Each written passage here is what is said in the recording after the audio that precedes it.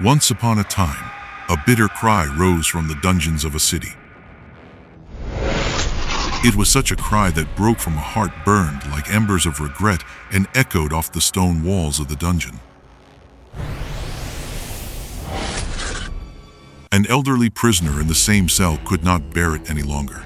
He wanted to know the secret of his suffering. "Oh son," he said, "tell me, what brought you to this darkness, to these dungeons?" The young prisoner bowed his head, tears streaming down his face. His voice was filled with both disappointment and rebellion.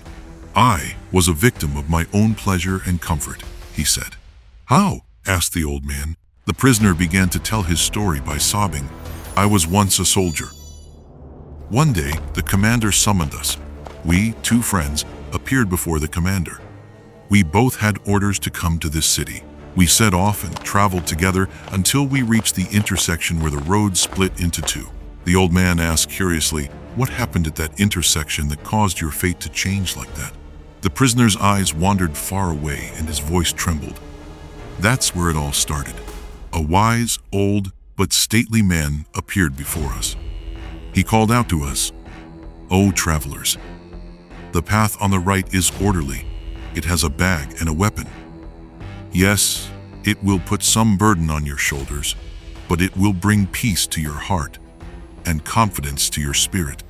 9 out of 10 people who walk this path will win. The path on the left, however, is unregulated. You won't take the bag or the weapon. From the outside, it looks easy and comfortable, but don't be deceived. At its end lies fear, loss, and regret. 9 out of 10 people who walk it will lose. Both paths are the same in length, but their outcomes are poles apart. Foolishly, I abandoned my bag and weapon to avoid any discomfort or upset, and took the left path. I'll go without my bag or weapon. It'll be more comfortable, I thought. My first steps felt light.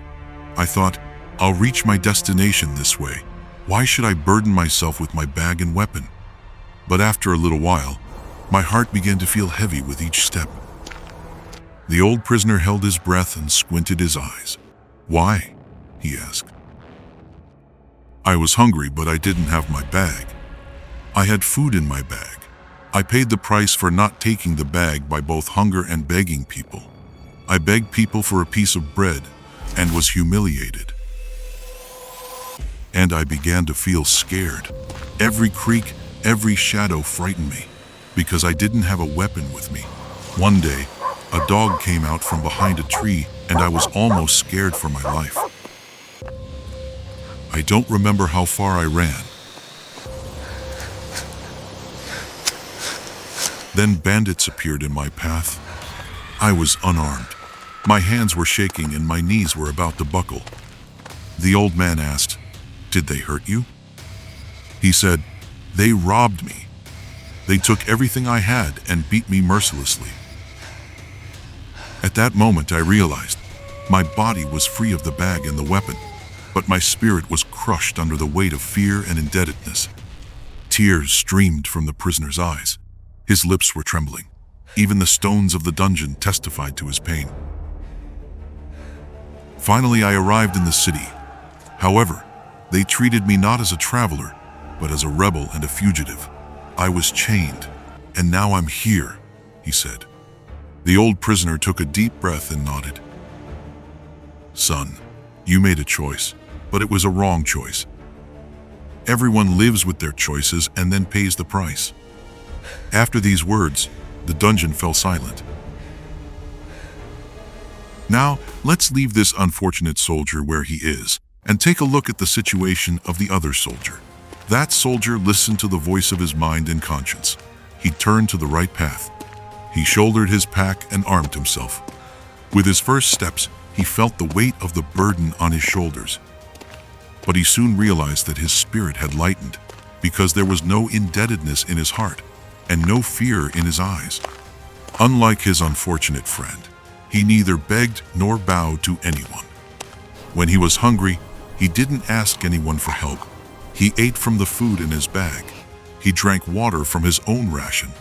With every morsel, he said, "I'm glad I didn't follow my other friend," and thanked Allah. A little further on, bandits appeared on the path.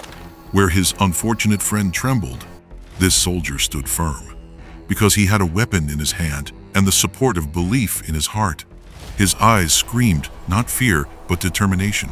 He eliminated them all with one move. Although his bag seemingly looked like a burden, in reality it was a source of strength. Although his weapon seemingly looked like cold iron, in reality it was a sign of safety and honor. His heart was filled with peace and his spirit with confidence. Finally, he reached the city. He drove those bandits in front of him. When the people of the city saw him, they took to the streets.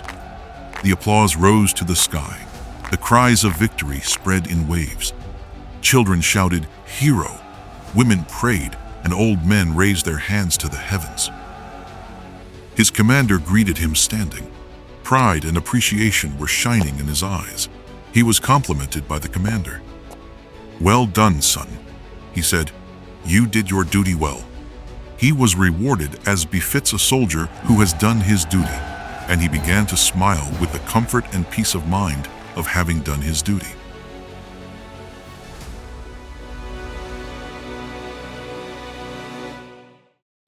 Yes, of those two travelers, one is a believer who has surrendered to his Lord. The other is a heedless person deceived by his whim.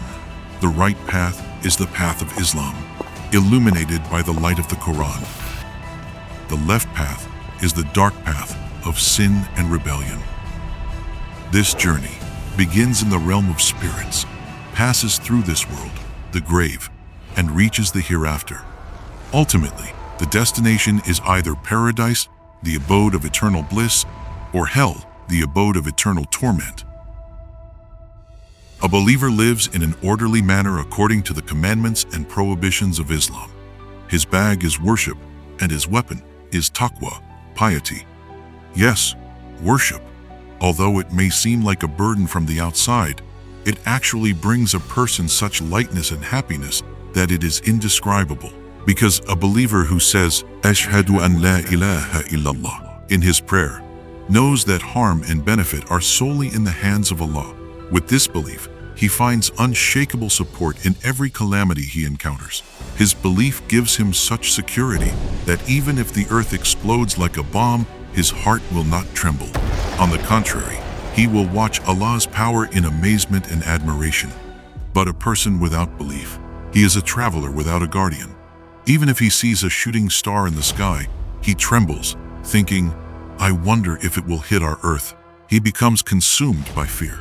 He creates huge delusions even from a small incident, turning his heart into a hell for itself. Imagine yourself on a winding mountain road, on a bus whose driver has fallen asleep. Imagine the fear and terror that descend upon your heart. In the eyes of an unbeliever, the world is like a bus without a driver, ownerless, adrift, and ready to plunge into the abyss at any moment. In his eyes, stars that spin 70 times faster than cannonballs in the ocean of space are like stray cannons. If one of them strays, it will destroy the worlds and bring about an apocalypse. Such a sight ignites an unquenchable fire of terror in their heart, turning their spirit into an eternal hell torment. A believer, however, surrenders the universe to Allah. He considers both stars and atoms to be his Lord's servants. He holds the reins of everything in his mighty hand. Nothing can move without his permission. With this belief, a believer believes he is the safe driver on the bus of life. His heart finds security and his spirit finds peace. And with this submission, even in prison, he lives as if he were in a palace. In the eyes of that believer, only Allah creates and provides sustenance. He knocks on the doors of mercy with prayer and asks from him. He is freed from the troublesome indebtedness of creatures and the humiliation of begging. His weapon is piety. Piety is a weapon that protects him against the demons of human and jinn who want to steal his eternal happiness. Those who walk on the path of life without the weapon of piety become prey for demons on that path. Thus, those who walk the path of life without worship and piety, like the soldier in the story, live a life of fear and indebtedness. The weapon of worship and piety may seem like a burden to the body, but it actually provides security and peace to the spirit. The real burden is to live on this path of life with fear of enemies and indebtedness for needs. Yes, we are being so helpless as to be defeated by an invisible microbe, whose needs are as wide as our imagination, but whose capital is so poor as to be almost non-existent. On this path of life, where enemies are numerous and needs are endless, only worship, trust in Allah, tawhid, oneness, and submission can give our spirit true security and happiness. They are the greatest trade, the greatest blessing, and the truest bliss for us. So, which path are we on? If we tremble in the face of events and rely on mortals like us for our needs, it means we are traveling on the left path without a bag and weapon. We will endure these hardships along life's path and will ultimately be punished with eternal torment just like that soldier. On this path of life, our enemies are many and our needs are endless. He who does not want to leave his spirit unattended, his heart restless, and his journey fruitless, should take the right path like that soldier. Equip his bag of worship, hold the weapon of piety in his hand, and live by the order of the Quran. It is known that the harmless path is preferred to the harmful one, even if there is a 1 in 10 chance of success. There are two choices on the path of life. The path of worship is harmless and yields a treasury of eternal bliss with a 9/10 probability.